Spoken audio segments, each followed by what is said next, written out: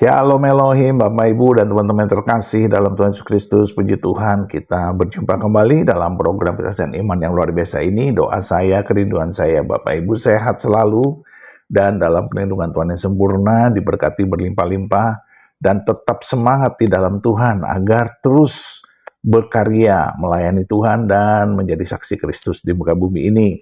Dan tentunya itu menyenangkan Bapak kita yang di sorga, dan saya sungguh sangat mengapresiasi apa yang telah Bapak Ibu dan teman-teman lakukan dengan mendukung pelayanan ini. Karena kerinduan kita semua agar banyak orang dikuatkan dan dibangkitkan imannya dengan kesaksian-kesaksian yang luar biasa ini. Nah, kali ini kita mendengarkan kesaksian dari seorang ibu yang secara massal ya, satu keluarga bertobat. Itu dimulai dari orang tuanya, dari ayah dan ibunya. Entah bagaimana kisahnya, tiba-tiba ayahnya melihat bahwa keselamatan itu hanya ada di dalam Yesus Kristus. Dan ibunya sendiri juga begitu, ya. Ibu dari Ibu Nur ini ketika berdoa meminta jalan yang lurus ya, Shirathul Mustaqim, beliau bertanya-tanya di manakah jalan itu. Entah bagaimana, beliau mendapatkannya di Yohanes 14 ayat 6. Akulah jalan kebenaran dan hidup. Tak seorang pun sampai kepada Bapa kalau tidak melalui aku.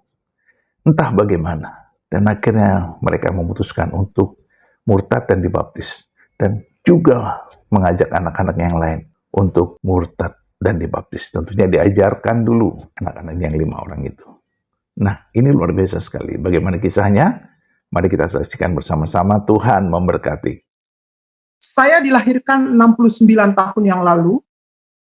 Dan ketika itu saya dilahirkan dari latar belakang orang tua yang berbeda suku, berbeda kepercayaan, sehingga beliau dahulu kategorinya menikah campuran ya, tanpa pernikahan agama, tanpa pernikahan adat, hanya pernikahan negara yang dilakukan.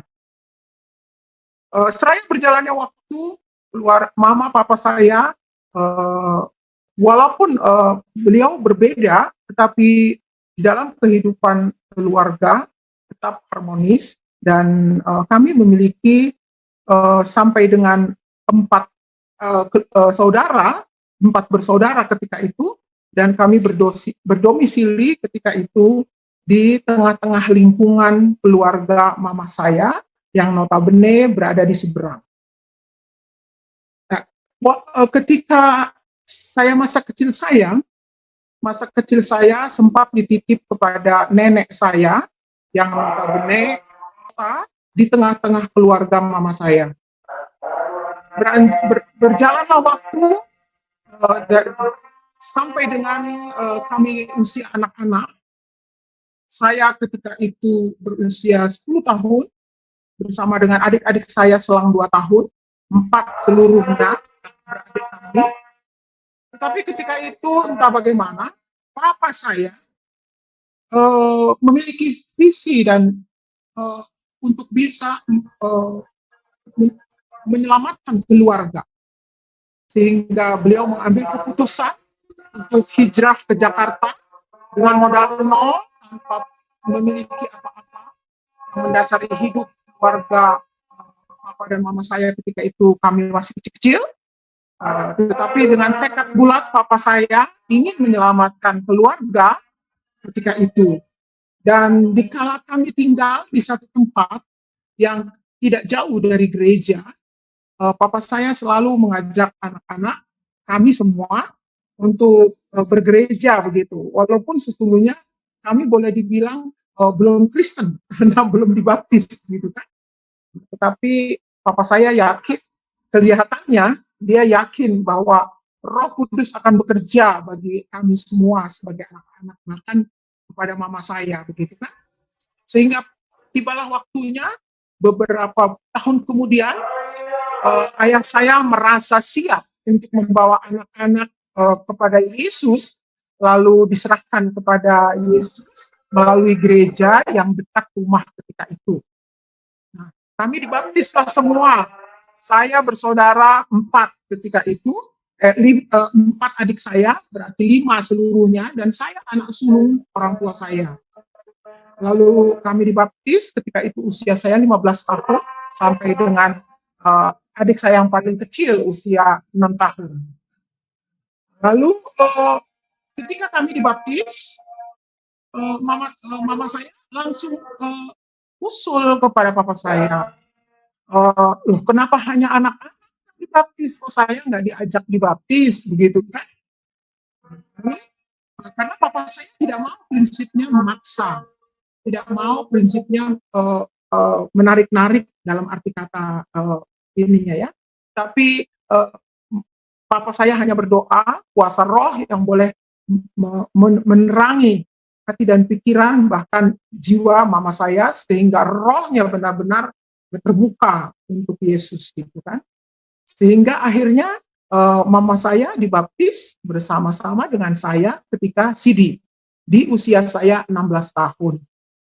Memang selama kami sering bergereja, terutama ketika menghadiri Natal, saya sangat tertarik. Sebagai anak-anak kecil ketika itu, saya hanya tertarik kepada bingkisan Natal, sebatas itu ya, bingkisan Natal dan drama-drama Natal. Tetapi di tengah-tengah itu yang sangat tertarik bagi saya adalah bagaimana cerita tentang nubuatan para nabi terdahulu tentang kelahiran Yesus. Itu yang membuat saya tanda tanya dan sangat takjub gitu kan. Padahal itu beberapa tahun sebelum benar-benar Yesus lahir gitu kan. Nah, ketika itu hanya sekedar dengar cerita-cerita Natal di dalam pesta Natal. Setelah saya Sidi, banyak hal yang saya dapat. Ketika itu pengajaran-pengajaran tentang iman percaya dan sebagainya. Ini sehingga saya merasa benar dan saya merasa tepat untuk memilih ini, gitu kan? Kenapa saya katakan begitu? Ketika saya mendengar firman di dalam Yohanes 14 ayat 6 itu, akulah jalan kebenaran dan hidup. Tidak ada seorang pun yang sampai kepada Bapa kalau tidak melalui aku. Dan ayat itu pun menjadi kesaksian besar dari mama saya. Mama saya berkata, saya dulu, mama saya itu khatam ya, selesai membaca Al-Quran, selesai. Adat istiadat orang sana, ketika seseorang menyelesaikan satu pembacaan Al-Quran itu, langsung dipestakan gitu, ada pesta sampai diiring-iring, diarak-arak lah ke desa itu gitu kan. Itulah yang dilakukan nenek saya terhadap mama saya dulu. Artinya mama saya selesai membaca. Tetapi ketika dia mengaku percaya kepada Yesus, lalu dia bersaksi kepada saya pribadi ketika itu, dia bilang, Nur, saya baru tahu ya, ternyata dulu-dulu kok mami selalu menaikkan doa di dalam sembahyang, sholat gitu. Ihdina shiratal mustaqim, shiratal ladzina an'amta alaihim ghairil maghdubi alaihim waladdallin.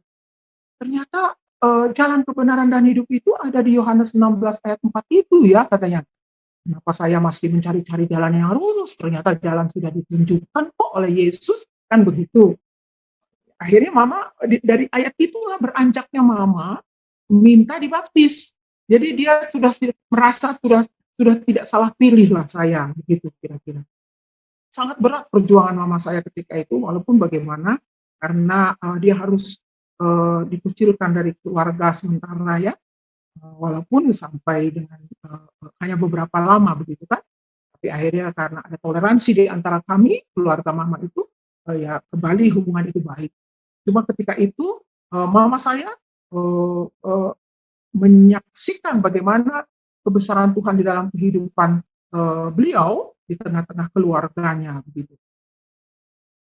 Benar-benar memang mengapa saya katakan takjub ketika saya melihat atau menyaksikan drama-drama Natal masa kecil saya.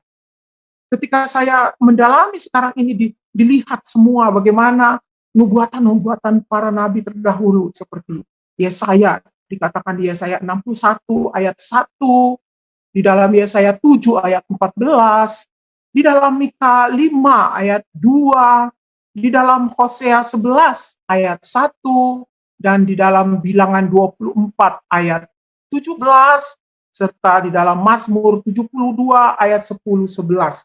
Itu semua nubuatan para nabi terdahulu yang mengatakan bahwa Yesus akan datang ke dunia dengan tujuan menyelamatkan kita.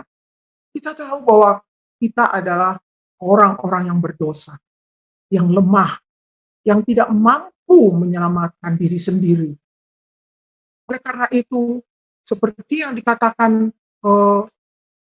Allah kepada di dalam firman-Nya, karena begitu besar kasih Allah dalam Yohanes 3 ayat 16 ya kalau nggak salah.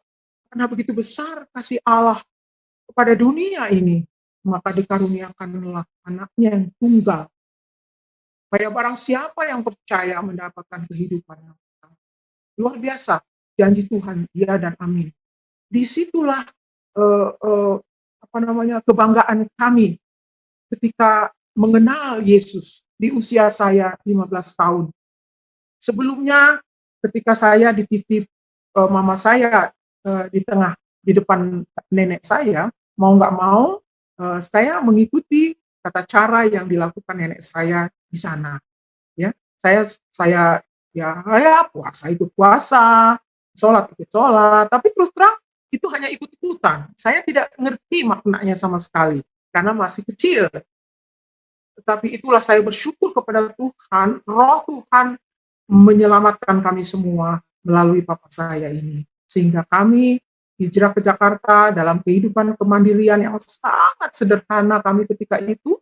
Segala-galanya dilakukan dengan pas-pasan begitu, tetapi papa saya dengan tekad yang bulat, rindu untuk menyelamatkan anak-anak. Seraya berjalannya waktu, pertumbuhan kami semakin dewasa, dan saya ketika itu masuk ke dalam masa pernikahan, dan saya Tuhan temukan dengan pria yang betul-betul mengasihi saya. Kami memasuki kehidupan rumah tangga, tetapi Allah hanya mengizinkan saya bersama dia 8 tahun dan 6 bulan. Karena dengan kondisi fisik yang lemah, karena ketika itu suami saya boleh dibilang lahir cacat. Karena hanya memiliki 1 ginjal. Lalu Tuhan memberikan dia kesempatan hidup sampai usia 39 tahun. Dan Tuhan memberikan berkat bagi kami 4 anak, yaitu 2 laki-laki dan 2 perempuan. Ketika itu mereka baru berusia antara 7 sampai 2 tahun. Ya.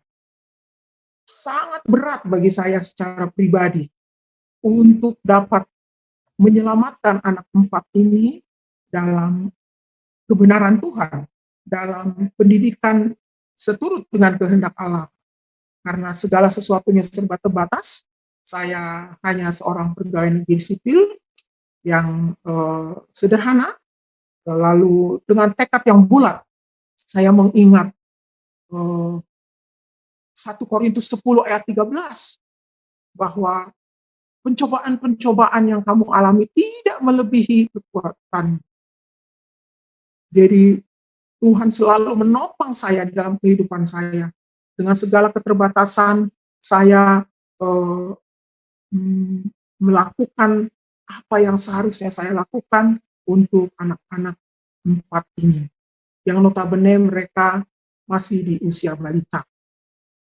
Tetapi betapa besar kasih Tuhan, dari hari ke hari, Yesus senantiasa menopang saya sesuai janjinya.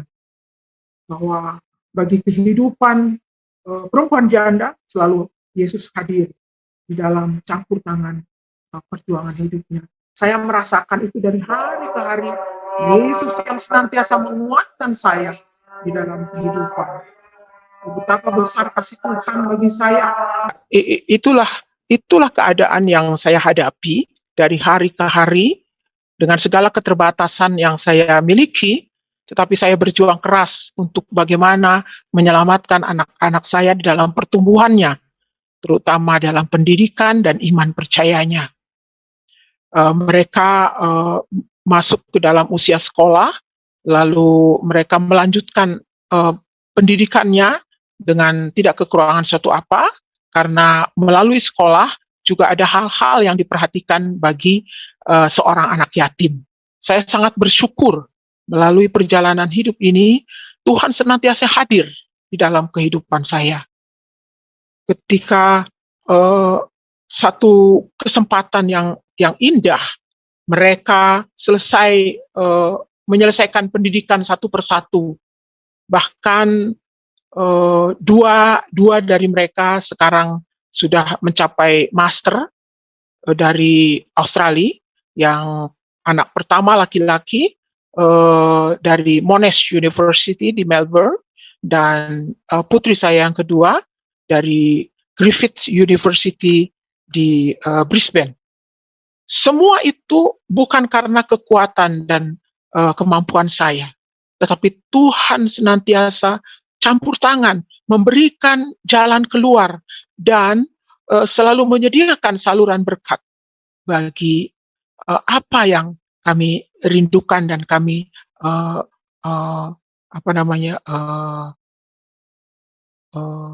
pinta daripada Tuhan, dan Tuhan selalu memberi kecukupan untuk hal itu. Kalau melihat kekuatan atau kemampuan saya sendiri, saya tidaklah mungkin bisa mencapai mengantar anak-anak sampai kepada pendidikan setinggi itu. Tetapi itulah karya Tuhan melalui kehidupan kami ini. Saya sangat dikuatkan untuk itu. Dari hari ke hari, senantiasa ketika saya dihadapkan oleh pergumulan yang berat, yang ringan, sekecil apapun dan sebesar apapun, saya selalu mengingat firman Tuhan dari Roma 8 ayat 28. Kita tahu Allah turut bekerja di dalam segala sesuatu, mendatangkan kebaikan bagi Dia yang mengasihi, bagi mereka yang mengasihi Dia. Oleh sebab itu, saya senantiasa dari hari ke hari memegang firman ini dan melakukannya. Saya selalu melakukan hal-hal yang ingin saya capai, melakukan hal-hal yang ingin saya rindukan, karena firman itu mengatakan Allah turut bekerja. Berarti dari pihak saya sendiri, saya harus melakukan apa yang bisa saya lakukan untuk kebesaran Tuhan itu. Sehingga ketika dilihat Allah, saya telah melakukan apa yang seharusnya saya lakukan, maka segeralah Allah turun tangan, turut bekerja. Itulah yang saya imani. Dari hari ke hari, saya selalu diberikan jalan keluar, apapun itu. Ketika dicerca, ketika dihina, ketika dituntut dan sebagainya, saya dengan bahasa populer sekarang dizolimi ya. Itu saya tidak pernah membalas mereka. Bahkan saya mengampuni melalui doa saya. Itulah yang luar biasanya kasih Tuhan bagi kita. Di dalam perjalanan hidup, Papa dan Mama saya mencontohkan kami semua anak-anaknya, sehingga kami bersaudara semua teguh di dalam iman. Tidak hanya itu, saudara-saudaraku, di dalam proses karir saya bekerja pun tantangan banyak. Ketika karir saya stagnan, tidak diperhatikan dan sebagainya. Tetapi saya nggak tahu sebabnya apa, yang persis hanya Tuhanlah yang tahu. Tetapi saya berusaha untuk senantiasa menjaga kredibilitas saya sendiri, menjaga bagaimana eksistensi saya, sehingga saya tidak undur. Walaupun orang di sekitar saya senantiasa memojokkan saya dengan cara-cara mereka, dengan tujuan-tujuan mereka. Tetapi saya senantiasa bersandar kepada Tuhan, Ketika Tuhan membuka jalan, tidak ada seorang pun yang mampu menutupnya. Itulah iman yang saya pegang. Sehingga walaupun sampai 20 tahun saya harus mencapai karir itu, dalam arti kata dari strata jabatan 1 menjadi jabatan 2 itu, jabatan tertentu meningkat menjadi jabatan lain itu harus saya tempuh 20 tahun. Kalau bukan kekuatan yang dari Yesus itu kepada diri saya, mungkin saya sudah give up. Tetapi karena Yesus yang senantiasa menghibur saya dari hari ke hari, masa 20 tahun itu saya bisa lewati, dan ajaibnya ketika kantor kami bubar dan tidak ada dan banyak orang sangat cemas, tetapi saya sendiri tidak merasakan itu. Saya senantiasa bersandar kepada Tuhan, tidak ada yang mustahil bagi Allah. Apapun yang Tuhan nyatakan di dalam kehidupan saya, itu adalah yang terbaik bagi saya. Ajaib, ketika satu unit kerja yang tadinya besar menjadi kecil, notabene pejabat yang ada di dalamnya pasti lebih sedikit. Tetapi justru disitulah saya mendapatkan promosi. Itu sesuatu yang mustahil bagi hitungan manusia. Tetapi itulah yang disebut mukjizat. Mukjizat terjadi bagi saya. Dan di situ saya promosi. 20 tahun yang saya alami untuk naik satu jabatan ke jabatan lain. Selama 20 tahun saya hanya di rolling, horizontal dari tempat ke tempat. Sampai 4 kursi saya lewati. 20 tahun saya. Tapi saya walaupun 20 tahun, tapi saya tetap bersyukur kepada Tuhan. Itulah yang saya selalu sebutkan, sering saya saksikan dimanapun. Tema yang saya angkat itu adalah serba 20 tahun kehidupan yang saya lalui. Serba 20 tahun. Kenapa saya katakan serba 20 tahun? Karena memang 3 hal besar yang saya alami dalam kehidupan saya itu harus saya lewati selama 20 tahun. Nah, salah satunya tadi itu kesaksian saya di dalam mencapai karir saya. Yang kedua, 20 tahun yang kedua yang saya harus lewati di dalam ketekunan dan kesetiaan saya kepada Yesus, yaitu ketika tahun 1996, saya bersama-sama dengan rombongan melakukan misi di Eropa, Jerman, Prancis, dan Belanda, pelayanan melalui puji-pujian paduan suara kami. Selama 2 minggu kami di sana.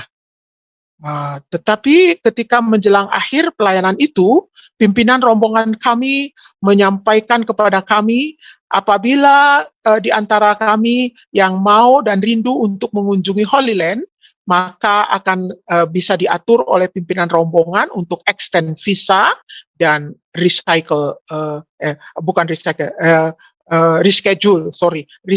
tiket, gitu kan. Akhirnya beberapa teman di antara kami, mereka mengambil kesempatan itu. Tetapi justru saya pribadi hanya sebatas kerinduan. Karena apa? Karena keterbatasan uang dan keterbatasan waktu. Saya tidak memiliki cuti lebih dari 2 minggu dari kantor. Oke, seharusnya kami pulang, dan sejak saat itu saya selalu berdoa kepada Yesus untuk memberi kesempatan kepada saya mengunjungi Holy Land. Waktu Tuhan adalah waktu yang terbaik. Ya, waktu Tuhan adalah waktu yang terbaik. Walaupun 20 tahun saya harus lewati. Kenapa tidak? Karena baru tahun 2016 lah saya diberi kesempatan mengunjungi Holy Land. Luar biasa. Tuhan yang senantiasa mendengar dan menyendengkan telinganya apapun yang menjadi kerinduan setiap anak-anaknya. Ya, tidak pernah dan tidak dinyatakan apa yang menjadi kerinduan kita oleh Allah. Asalkan kita tekun dan setia menanti hari Tuhan yang indah itu. Itulah yang saya lakukan di dalam keseharian saya. 20 tahun yang ketiga adalah ketika saya di tahun 1988 mendapat kesempatan untuk mengikuti pendidikan master di Amerika melalui Fulbright, dan tentunya seleksi dilakukan. Ketika itu saya sudah melewati seleksi pertama dan kedua, tetapi tiba-tiba suami saya meninggal mendadak. Akhirnya saya putuskan untuk tidak pergi meninggalkan anak-anak dan mencapai pendidikan di sana. Tetapi kembali lagi kerinduan saya tetap saya naikkan kepada Allah. Bagaimana cara Allah? Tentu saya yakin dapat saya terima. Itulah keyakinan saya dan kerinduan saya dengan ketekunan dan kesetiaan saya berdoa. Lalu Tuhan menjawab di usia saya yang sudah 54 tahun saya mendapatkan scholarship. Padahal kalau di dalam peraturan batas maksimum itu umur 45 tahun. Itulah yang saya katakan tadi, mukjizat kembali lagi nyata. Mukjizat tidak terpikirkan oleh saya dapat scholarship itu di usia saya 54 tahun dan ya saya nantikan selama 20 tahun sejak tahun 1988 dan Tuhan jawab pada tahun 2008. Perjalanan hidup yang tidak pendek, 20 tahun, tetapi penantian saya kepada Tuhan senantiasa saya sandarkan. Saya dengan keyakinan, iman, bahwa Tuhan tidak menyia-nyiakan apa yang dapat saya sampaikan kepadanya. Itulah yang menjadi keajaiban yang saya alami di dalam kehidupan saya. Selama ini 69 tahun saat ini usia saya, dengan membesarkan 4 anak, 2 laki-laki dan 2 perempuan. Mereka semua sekarang sudah menempuh kehidupan rumah tangga masing-masing. Tetapi pergumulan hidup senantiasa ada. Di dalam usia yang senja ini tentunya seperti yang dijanjikan, yang seperti yang dikatakan Musa, usia 70 tahun, selebihnya adalah penderitaan, tetapi di tengah-tengah penderitaan, sakit, penyakit, dan sebagainya, Tuhan senantiasa hadir. Saya yakin dan percaya itu.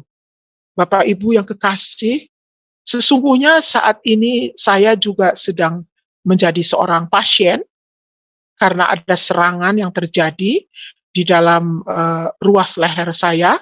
Ini yang disebut sakitnya HNP menurut istilah kedokteran, sehingga seminggu kemarin itu saya betul-betul sangat sulit menggunakan seluruh organ tubuh saya ini, terutama tangan dan kaki, sehingga karena merasakan sakit yang luar biasa akibat dari penyempitan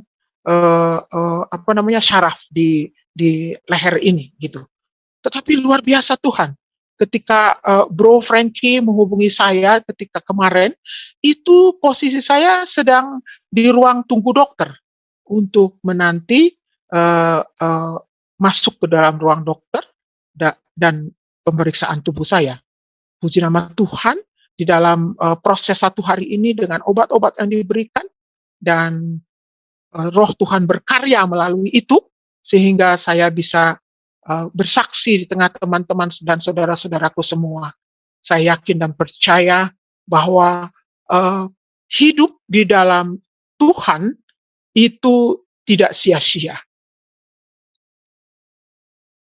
Oleh sebab itu, saya mengajak saudara-saudaraku, ketika kita telah mengenal Yesus secara pribadi, peganglah itu. Karena dialah satu-satunya Tuhan yang senantiasa peduli karena dia hidup di dalam hati kita, di dalam kehidupan kita. Percayalah bahwa kasih karunia Allah yang telah diberikan kepada kita, betapa luar biasa pengorbanannya di kayu salib. Itu yang senantiasa saya mengingat saya di dalam perjalanan hidup saya, sehingga iman percaya saya teguh. Satu hal yang membuat saya lebih teguh lagi, bahwa eh, kehadiran Allah walaupun tanpa belahan jiwa, tetapi Tuhan senantiasa mencukupkan apa yang menjadi kekurangan saya. Dari hari ke hari saya selalu mengingat akan kebenaran firman itu. Apapun yang saya lakukan di dalam setiap langkah hidup saya selalu bersandar dan menyandarkan firman seperti yang dikatakan di dalam Kolose 3 ayat 23, bahwa lakukanlah itu seperti untuk Tuhan. Jadi sekecil apapun yang bisa saya perbuat, saya senantiasa mengingat firman itu. Karena segala sesuatunya untuk kebesaran nama Tuhan. Saya rindu, saya dipakai Tuhan lebih lagi daripada itu. Walaupun memang sejak saya di CD, saya CD usia 16 tahun, ketika itu saya langsung dipercaya untuk memimpin remaja. Dan setahun kemudian, usia 17 tahun, saya sudah dipercaya memimpin pemuda. Padahal di antara anggota pemuda yang ada, usianya jauh lebih tinggi dari saya. Ada yang 23 tahun, ada yang 24 tahun, begitu kan? Saya baru 17 tahun. Tetapi itulah kuasa Allah yang diberikan kepada saya, sehingga saya mampu melakukan itu semua. Seraya berjalannya waktu, pertumbuhan saya, sampai di usia saya setelah menikah, Tuhan percayakan saya menjadi majelis di satu gereja Okumene. Di sana saya melayani Tuhan melalui persekutuan dan jemaat itu. Secara periodisasi, saya terpilih 2 kali, dan di sana saya melakukan pelayanan pada Tuhan untuk jemaat setempat. Sampai kepada itu masa usia sebagai kaum ibu, sebagai seorang ibu. Makanya saya memimpin komunitas kaum ibu. Tetapi ketika saya meninggal belahan jiwa saya di usia saya 35 tahun, saya menjadi pelayan di tengah-tengah para janda. Jadi ada komunitas janda, ada komunitas single parent di dalam gereja. Disitulah saya memimpin dan menjalankan pelayanan di tengah-tengah para janda. Komunitas itu disebut Hana, ya. Nah, di sana saya melayani, dan luar biasa Tuhan, dari hari ke hari senantiasa Tuhan memberi kecukupan, memberi kekuatan, memberikan segala sesuatu yang saya butuhkan. Sampai di usia saya 60 tahun, barulah saya beralih melayani di komunitas lansia. Sehingga saat ini saya melayani di komunitas itu. Saya sungguh bersyukur kepada Tuhan. Tuhan pakai, dan saya rindu terus menjadi alatnya sampai pada akhir hayat saya. Karena di dalam firman juga diingatkan kepada kita, di dalam Yesaya 46 ayat 4, saya yakin dan percaya sampai masa tua, sampai masa putih rambut, sampai renta tentunya, Tuhan senantiasa menopang dan menjaga kita. Itulah iman yang saya pegang, itulah iman yang saya selalu dengungkan di dalam roh dan jiwa saya, sehingga dengan kekuatan itu saya dimampukan untuk dapat melayani di tengah-tengah komunitas lansia. Karena apa? Karena sampai dengan kedatangan Yesus yang kedua nanti, Yesus akan melihat seperti yang dikatakan di Lukas 18 ayat 8. Lukas 18 ayat 8. Dia akan datang kembali ke dunia. Apakah masih ada iman di bumi ini? Itulah yang saya pegang. Ya, itulah yang saya pegang. Adakah ia mendapati iman di bumi ini? Oh, sehingga saya tidak mau lepaskan iman percaya saya kepada Yesus. Betapa tidak ada kesempatan ketika itu, ketika di dalam menjalani karir saya, dan ketika saya mengalami stagnan di 20 tahun itu, om saya yang notabene dari seberang itu, menawarkan saya, Nur, kalau kamu mau promosi, segera ganti KTP-mu, katanya begitu kan. Oh, om, saya berat om kalau suruh tukar KTP. Alah, cuma KTP kok. Kau tetap aja berada di situ. Iman percayamu tidak perlu goyah. Hanya KTP saja kok. Oh, KTP itu kan bukti dari iman, saya bilang. Sebagai warga negara, saya bilang. Jadi, kalau iman saya tidak sama dengan KTP, itu nggak benar dong, om, saya bilang. Jadi, saya bersyukurlah dengan apa yang saya miliki sekarang, saya tetap di sini saja, om. Tidak perlu saya promosi pun, nggak apa-apa. Saya bersyukur, karena Tuhan mencukupkan apa yang saya butuhkan. Saya tidak merindukan hal-hal yang berlebihan, saya bilang begitu. Saya mengucapkan terima kasih kepada om saya yang menawarkan itu. Tapi beliau sekarang sudah tiada. Ya, jadi saya sangat bersyukur kepada Tuhan yang senantiasa memegang, ya, menopang di dalam kehidupan saya. Tuhan Yesus itu hidup di dalam setiap hati kita. Oleh sebab itu, peganglah dia. Pertahankan dia di dalam hidup kita. Di dalam hati kita dia bertumbuh. Jangan biarkan loh hati kita terisi oleh hal-hal yang mencemarkan. Jangan biarkan loh hati kita diisi oleh hal-hal yang tidak berkenan bagi Allah. Karena hati kita telah diisi oleh Roh Kudus itu. Jadi, saya sangat bersyukur saya bisa mempertahankan itu karena Tuhanlah yang telah menguatkan saya.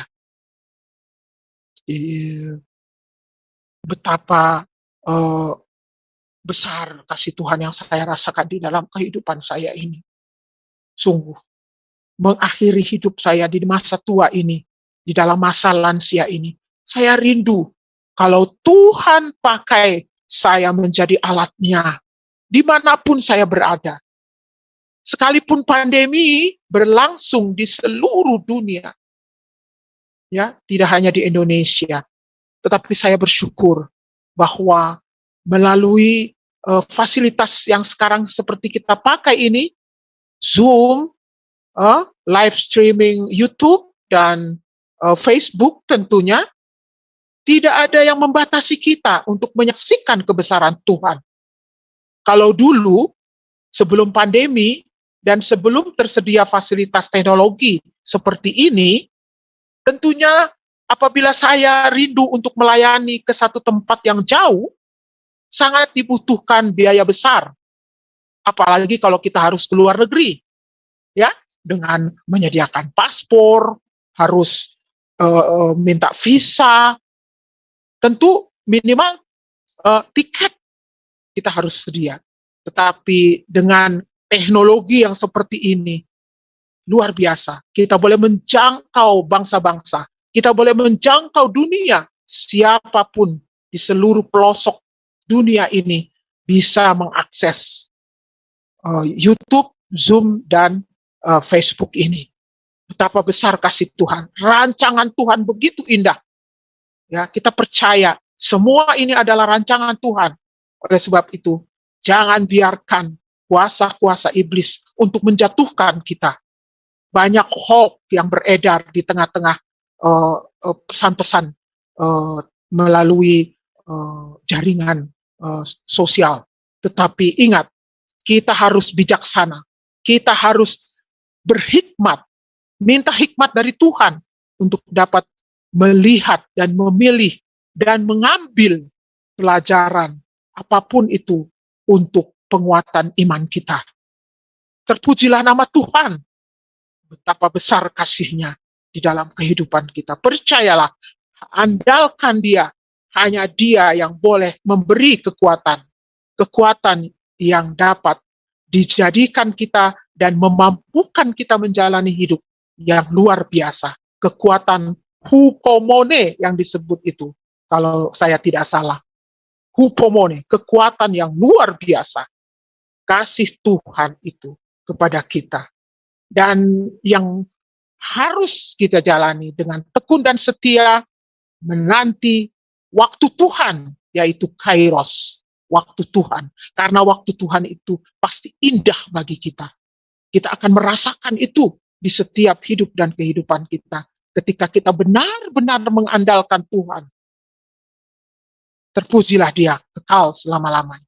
Terima kasih. Mohon maaf kalau kesaksian saya ini kurang berkenan bagi saudara-saudara, tetapi inilah kesempatan yang saya pakai, saya gunakan, yang diberikan oleh Miracle TV, dan kiranya menjadi berkat bagi kita semua.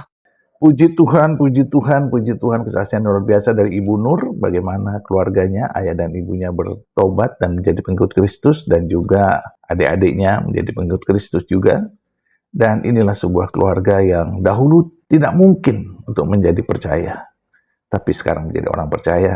Dan beliau, kita sudah tahu, kalau dari seberang menjadi murtad dan bertobat dibaptis, pasti akan mengalami aniaya, pasti dibully, ya pasti dihujat, dimaki, disingkirkan, dan dijauhi. Dan itulah yang terjadi dengan keluarga ini. Dan kita melihat tangan kasih Tuhan, pertolongan Tuhan, menolong mereka, membantu mereka, menguatkan mereka untuk terus berjalan di jalan Tuhan.